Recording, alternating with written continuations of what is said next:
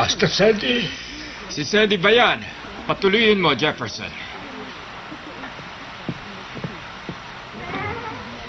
Lolo, may ginagawa ka ba? Katatapos ko lang magtrabaho. Ayan, mabuti. May ginawa po akong sulat para kay Mr. Hobbs eh. Sulat? Gusto ko basahin ninyo, Lolo, tapos sabihin niyo sa akin kung may mali ako. Sige na, Lo, ha?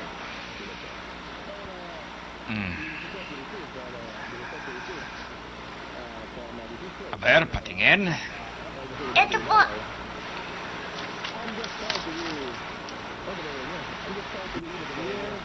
Dear Mr. Hobbs, sumulat po ako tungkol sa lolo ko. Abay, tungkol pala sa akin ito. Opo. Siya po ay isang ubod ng bait na konde. Sabi po ng ibang tao, salbahe at masungit ang lolo ko, pero di po totoo yun. Mabait po siya. Mr. Hobbs, kung makikilala ninyo siya ay magiging mabuti kayong magkaibigan. Lolo, hindi ako sigurado sa spelling ko eh. Kaya pakitingin mo na lang ha kung may mali.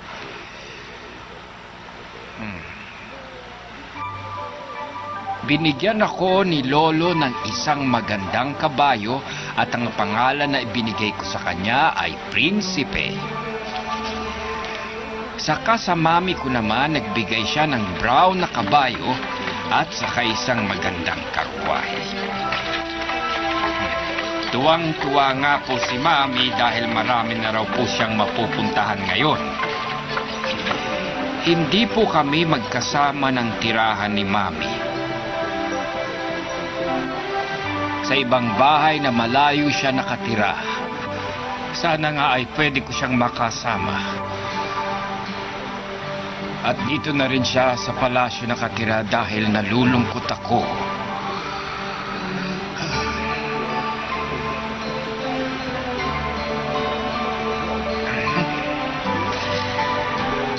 May mali po ba sa spelling? Wala. Wala naman. Pero masaya po ako dito. Mahal na mahal ko po si Lolo.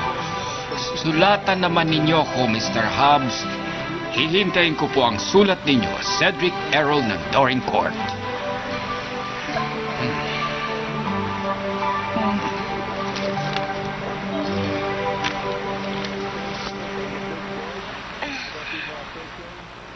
Very good.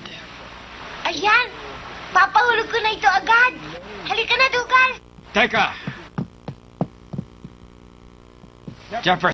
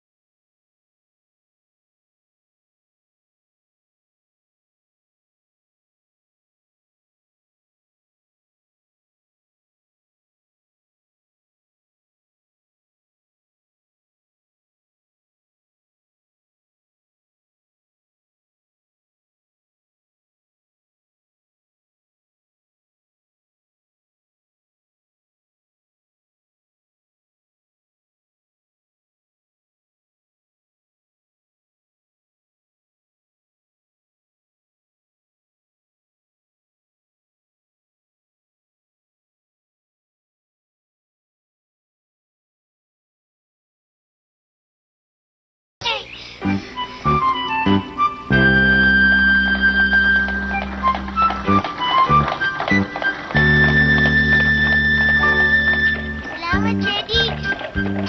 At salamat din po, mahal na konde. Bakit ang dami mong dalang tinapay? Bukas kasi dadaling nito ni Tita Ay sa Cam's Court eh. Tinutulungan mo si Mami? Oo, Teddy. Salamat, Colleen.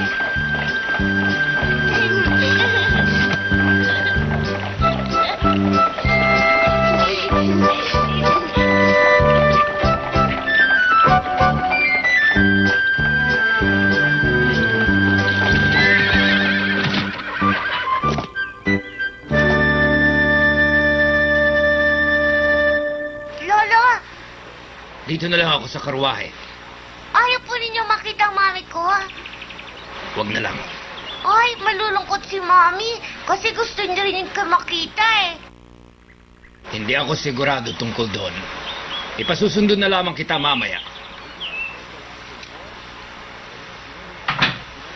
Halika na. Oo.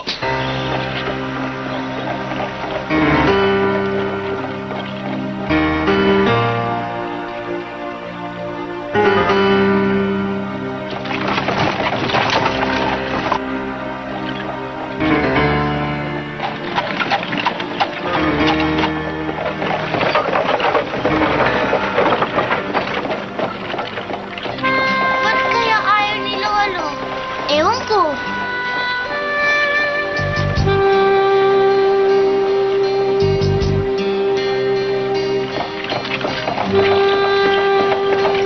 Tigil! Opo.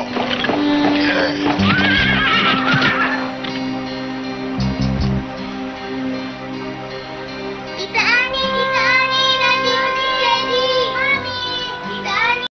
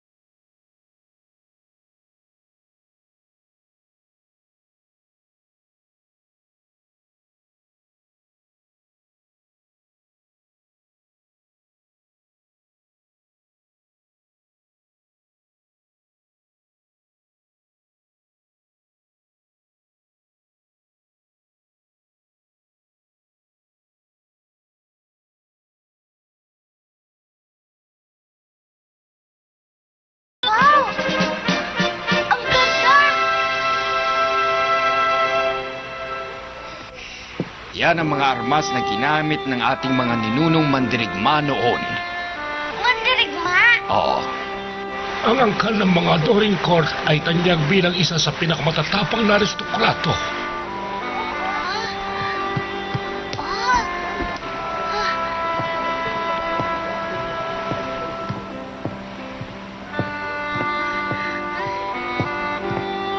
Jefferson, Opo. ihanda mo ang aking kabayong si Selim. Po? Pati ang kabayo ni Sedi na si Prinsipe. Pamamasyal kaming dalawa. Tayo na, Sedi. Opo, Lolo! Jefferson, ano pang hinihintay mo?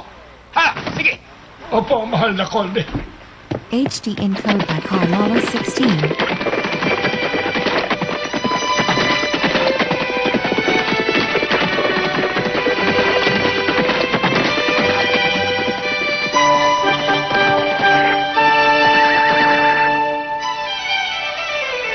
Masarap ng hangin.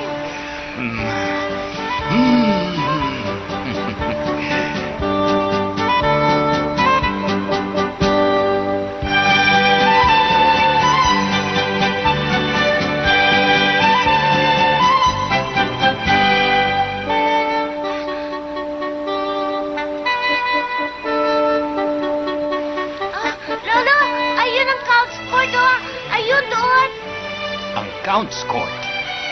Opo, ayun o.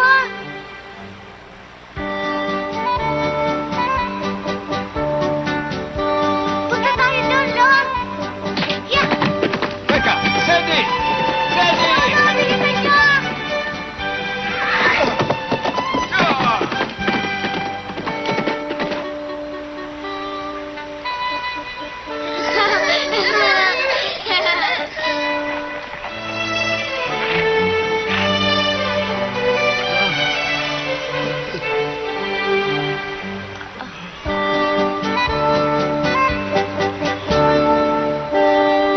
Hello!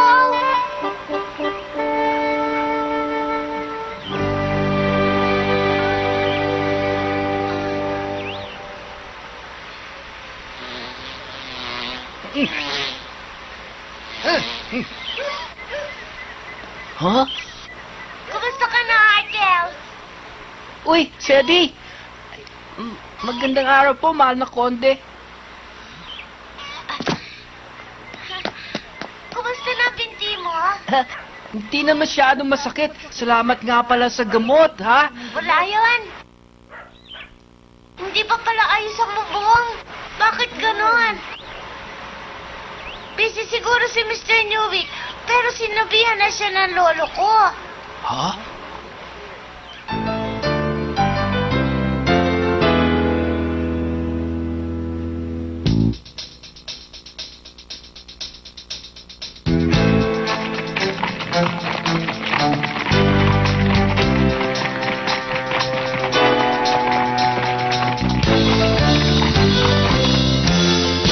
Newick! Po, Ano na ang nangyari sa bubungan ng Count's Court? bubungan ng... inayos na po yun ng mismong araw na sinabi ninyo, mahal na konde. Huwag kang sinungaling, Newick! Opo. Huwag kang bulaan at naroon kami ni Sadie kahapon. Ba't di mo sinabi sa akin ang kalagayan ng lugar na yon, ha, Newick? Po, kasi po, Kwan, Newick, bibigyan pa kita ng isang pagkakataon. Ayusin mo ang buong Count's Court, tandaan mo, ha? ano po? Ang buong lugar na yun, Ang buong lugar na yon. At kapag hindi tama ang pagtatrabaho mo, ay masisisanti ka, Newick! Opo po, naku, Umalis ka na. Opo, mahal na konde. Lumayas ka!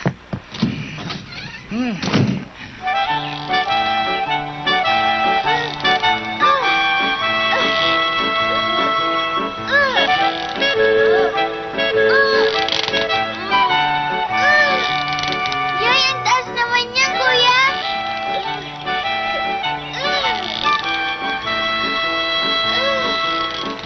Miss Annie!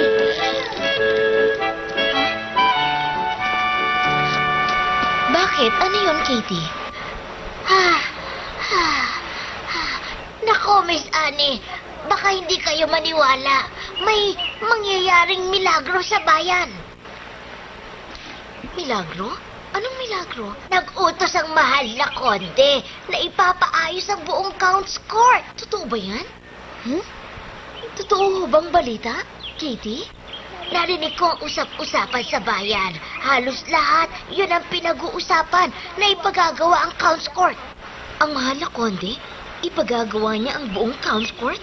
Napakalaking milagro.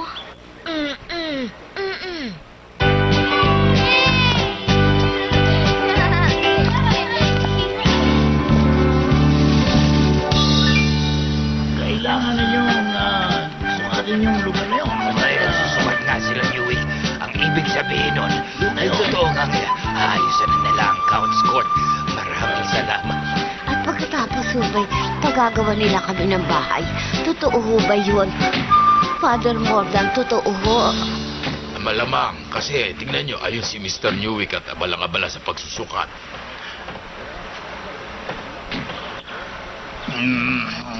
Ano ba namang parusetong init-init pinagtatrabaho ko? Naku, siguro ka-preach na naman ito ng konde. Tapos pag sinumpong, patitigil ang trabaho. Bah.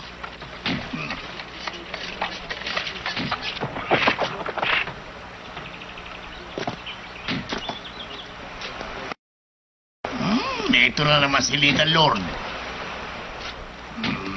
Hi, Mr. Newick. Ay, kumusta po, Master Cedric? Kumusta po?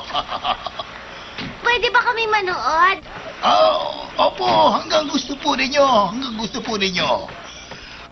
Ngi! Manonood daw si Master Cedric. Sedi! Sedi! Naku, Sedi, natutuwa yung mga tao. Maraming salamat sa'yo. Para saan? Aayusin na raw nila ang bubong ng mga bahay namin. Ayan, di niya na problema ang ulan. Kaya nga, Sedi, maraming salamat. Hindi ako. Si Lolo ang dapat niyong pasalamatan. Miss Annie, hindi halos makapaniwala ang mga taong bayan muna. Pero ngayon ay naniniwala na sila. May malasakit rin siguro sa kanila ang mahal na konde, Reverend Mordan. Si Master Cedric, siyang may kagagawa ng lahat ng ito. Kanya nagpapasalamat kami sa kanyang pagmamalasakit sa mga tao. Napakabait niyang bata.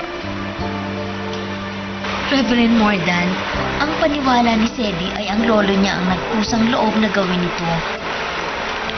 Sana, wag na po nating baguhin ang kanyang paniwala, Reverend Mordan. Nauunawaan ko ho. Sedi, tignan natin to. Dali, tignan natin to. Panoorin natin.